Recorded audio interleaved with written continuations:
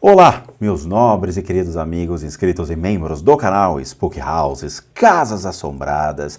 Hoje nós vamos começar mais um podcast. Hoje nós vamos trazer Gerd Theissen dentro do critério das religiões dos primeiros cristãos, uma teoria do cristianismo primitivo.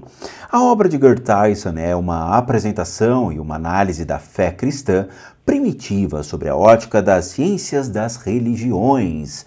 Ele não pretende descrever meramente a teologia do Novo Testamento, nem professar confessionalmente a fé dos primeiros cristãos, mas sim tornar compreensível a força dessa fé na vida e no contexto da antiguidade. Nesta empreitada, Theissen persegue dois objetivos. Em primeiro lugar, ele sonda a vida do cristianismo primitivo e explica suas afirmações teológicas mediante análises semióticas, psíquicas e históricas.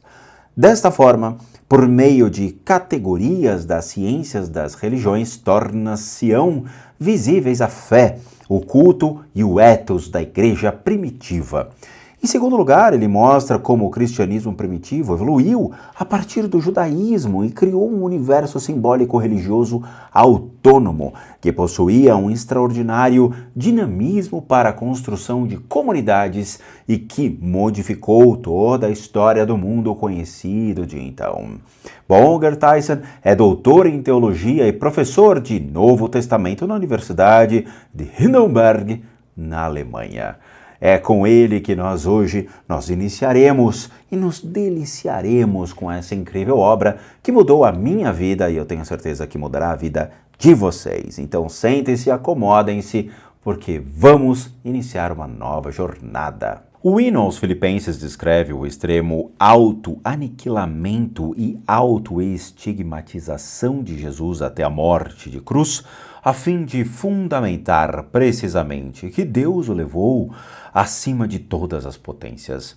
Nele são depositadas as esperanças do deutero Isaías, segundo as quais um dia todas as pessoas confessarão o só e único Deus. E agora a homenagem daqueles que se acham no céu, na terra e sob a terra, e dirigida a Jesus como Kyrios. A elevação de Jesus ao patamar divino não é apresentada, portanto, como agressão à convicção monoteísta, mas como o cumprimento da expectativa de uma fé universalmente difusa no um só e único Deus. Esta ausência de tensão entre monoteísmo e cristologia é característica da primeira geração do cristianismo primitivo.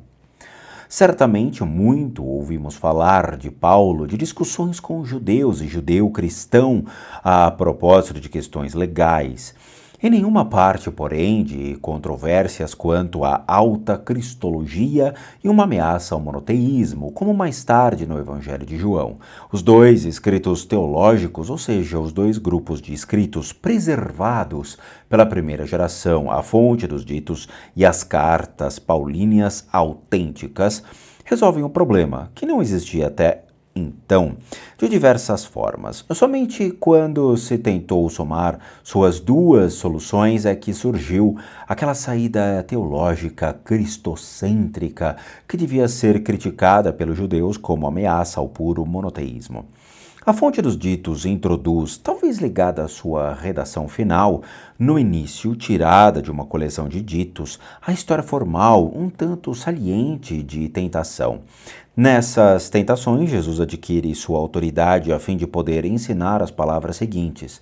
Um teste decisivo é o monoteísmo. De forma exemplar, Jesus repele a tentação de, ao lado de Deus, venerar outro como uma tentação satânica. Em resumo, Jesus, da fonte dos ditos, é um monoteísta modelo. Paulo segue outra vida.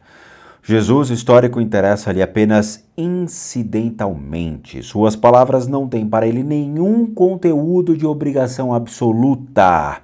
Só lembrando que Paulo foi o fundador da Igreja Apostólica Romana. Do contrário, ele não teria relativizado o dito acerca do divórcio, tendo em vista os casamentos mistos, nem teria conscientemente descurado a proibição de ganhar o pão como apóstolo, conforme o discurso da missão. Para Paulo, a autoridade de Jesus não se baseia nas palavras e feitos do Jesus terrestre, mas na ação de Deus. Deus enviou Jesus como seu Filho único, e Deus o ressuscitou dos mortos no gesto soberano, criador. O exaltado deve sua condição divina total e exclusivamente em Deus apenas. Esta ou está excluída qualquer suspeita de que uma pessoa possa ter se passado por Deus. É que o homem Jesus não interessa a Paulo. Ele não quer conhecer Cristo segundo a carne.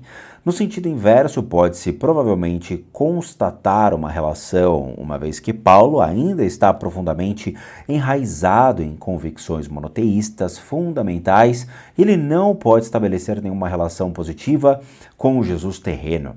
Paulo receava envolver o Jesus terreno com um brilho divino, porque para ele existe uma enorme distância entre cada pessoa e o único Deus. O ser terreno de Jesus é para ele o despojamento e mero ser gente. Seu fracasso total na vida terrena, a cruz, mostra que toda a sua grandeza é obra de Deus. Se Paulo venera nele um ser divino, aquilo que ele venera surgindo unicamente mediante o poder sobranceiro de Deus e não mediante portentos ou palavras de um ser humano. Portanto, não temos ainda a primeira geração, nenhum equilíbrio entre a tradição de Jesus terrestre, de um lado, no qual Jesus adquire sua grandeza pelo fato de conservar e provar sua fé monoteísta contra todas as tentações, e o querigma de agir de Deus em seu Filho humilhado e exaltado, por outro lado, em que somente Deus é o sujeito e confere toda a grandeza. Somente a segunda geração, com a escritura dos evangelhos, elabora uma síntese que, dos evangelhos de Marco ao João, funde sempre mais o Jesus terreno como o exaltado. Somente agora se encontra a grandeza do exaltado como reivindicação do terreno. O Jesus joanino afirma com base em seus milagres que ele realiza as obras de Deus. O terreno traz a boa nova, eu e o Pai somos um. E, em ambos os casos, resulta em uma tentativa de morte por parte dos judeus joaninos, pois em ambas as ocasiões, aos olhos deles, fere-se o axioma monoteísta básico da religião judaica. Aparentemente, o próprio Jesus aqui se faz Deus. Somente agora a alta teologia se torna um motivo de separação entre judeus e cristãos. Deve-se ainda enfatizar o seguinte: no início, a elevação do crucificado é compreendida como realização da fé monoteísta. Um só e único Deus, perto de quem todos os demais deuses não ou são nada. Mediante seu Filho único, seu enviado subjugou e venceu todas as demais potências e poderes, ou seja, todos os outros deuses e poderes luminosos. Tanto na condição terrena quanto na de exaltado, Jesus detinha o mandato de realizar e instaurar, consequentemente, a fé monoteísta. Agora, falando sobre a ligação da fé em Cristo com a dinâmica monoteísta, que fazia prevalecer o um só e único Deus contra todos os deuses, deve levar uma contínua incrementação da grandeza de Jesus no tempo pós-pascal.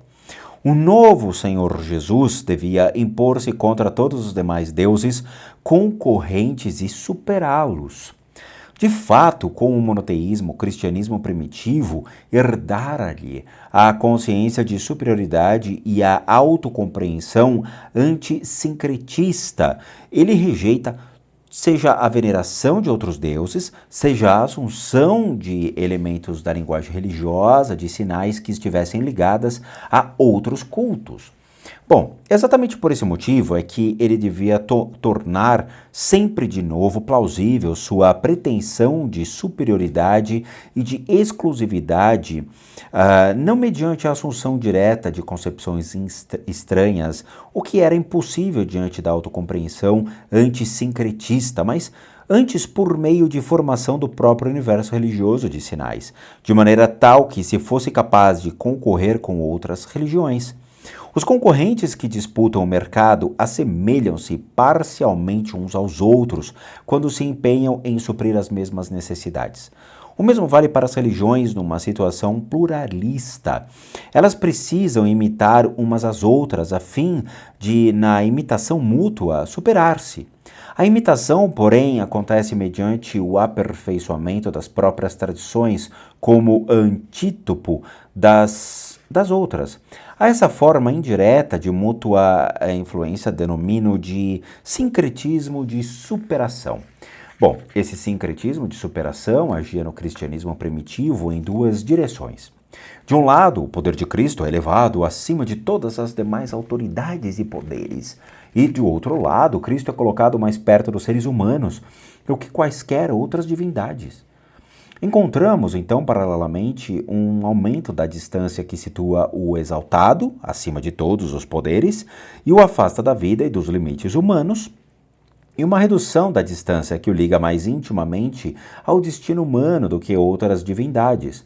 Provavelmente o entrelaçamento de ambas as tendências numa só e única figura conferia à nova fé sua força vital.